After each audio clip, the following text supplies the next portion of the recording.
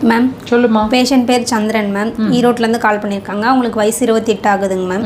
அவருக்கு வந்து வறட்டு இருமல் வந்துட்டே இருக்குங்களாங்க மேம். 6 மாசமாக விட்டு விட்டு வந்துட்டு இருந்துச்சுங்களாங்க மேம்.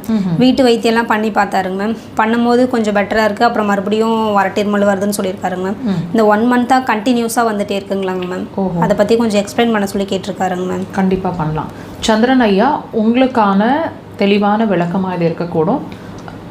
உங்களை மாதிரி நிறைய பேர் இந்த ட்ரை காஃப் சிரமம் இருந்துகிட்டே இருக்குது. அதாவது வறட்டு இருமல் கண்டினியூஸாக சளி இல்லை, ஆனால் இருமல் வந்துக்கிட்டே, இருமல் மட்டும் ரொம்ப பாதிச்சுட்டே இருக்குன்னு நீங்கள் ஃபீல் பண்ணிகிட்ருக்கீங்க அப்படின்னா இந்த பதிவு உங்களுக்கானது தான். கண்டிப்பாக உங்களோட பிரச்சனைக்கான காரணத்தை நீங்கள் தெரிஞ்சுக்கலாம். முழுசாக பொறுமையாக இந்த பதிவை பாருங்கள்.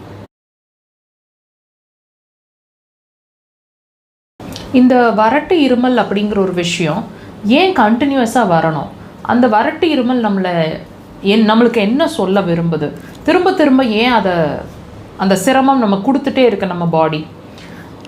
நல்ல கவனிங்க. நீங்கள் வீட்டு வைத்தியம் எடுக்கிறீங்க அல்லது மெடிசன்ஸ் எடுக்கிறீங்க, வெளியிலேருந்து ஒரு ப்ராப்பராக மெடிசன் எடுக்கிற வரைக்கும் பெட்டராக இருக்கிற மாதிரி இருக்குது.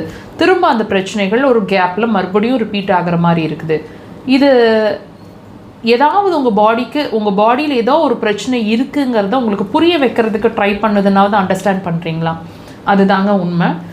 நீங்கள் என்ன நினச்சிட்ருக்கீங்க? தொண்டையில் பிரச்சனை இருக்குது, நுரையீரல் சம்மந்தமான பிரச்சனை, அப்படி தானே நீங்கள் நினைக்கிறீங்க. உங்கள் கருத்து இந்த பதிவில் கண்டிப்பாக மாறக்கூடுங்க.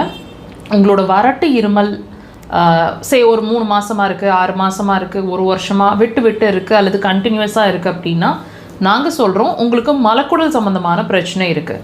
ஒன்று மோஷன் சிரமம், கான்ஸ்டிபேட் ஆகிட்டுருக்கீங்க, ஒரு நாள் விட்டு ஒரு நாள் போகுது, 2 நாளைக்கு ஒரு தடவை தான் போகுது, மெடிசன்ஸ் ஏதாவது எடுத்துகிட்ருக்கேன் அப்போ தான் நார்மலாக இருக்கேன், இல்லைன்னா கண்டிப்பாக மோஷனே போகாது, 4-5 நாள் கூட ஆகிடும், இப்படி ஏதாவது ஒரு விஷயம், ரெகுலராக மெடிசன்ஸ் எடுத்தால் தான் மோஷன் போகுதுன்ற மாதிரி ஒரு சுச்சுவேஷனில் இருப்பீங்க. கேஸ் நிறையா ரிலீஸ் ஆகிட்டுருக்கிற மாதிரி இருக்குது, அல்லது ஒரு நாளைக்கு 2-3 தடவைக்கு மேலே மோஷன் போகிறோம், மார்னிங் எந்திரிச்ச உடனே மோஷன் போயிடுறோம், அப்புறம் சாப்பிட்ட பிறகு மோஷன் போகிற மாதிரி ஒரு ஃபீலிங் இருக்குது, மோஷன் போகிறோம், அல்லது morning and evening, morning and night இப்படி மாற்றி மாற்றி மோஷன் போயிட்டுருக்கோம். மார்னிங் எந்திரிச்சோன்னா மோஷன் போகிறதே கிடையாது, 11 மணி 12 மணி இப்படி மாதிரி மோஷன் போயிட்டுருக்குறோம்.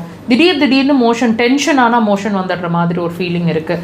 2-3 தடவைக்கு மேலே மோஷன் ஸ்டமக் வாஷ் பண்ணுற மாதிரி இருக்குது, ரொம்ப வலிக்குது, ரொம்ப ஸ்மெல்லாக இருக்குது. இப்படி ஏதாவது ஒரு பிரச்சனை ரொம்ப நாளாக உங்களை பாதிச்சுட்ருக்கணும். இதுதான் உங்களோட வறட்டு இருமலுக்கு ரீசன்னா உங்களால் நம்ப முடியுதா? கோரிலேட் பண்ணி செக் பண்ணுங்கள். உங்களோட பிரச்சனைகளுக்கு அக்குபஞ்சர் சிறந்த தீர்வு. கண்டிப்பாக ட்ரை பண்ணுங்கள்.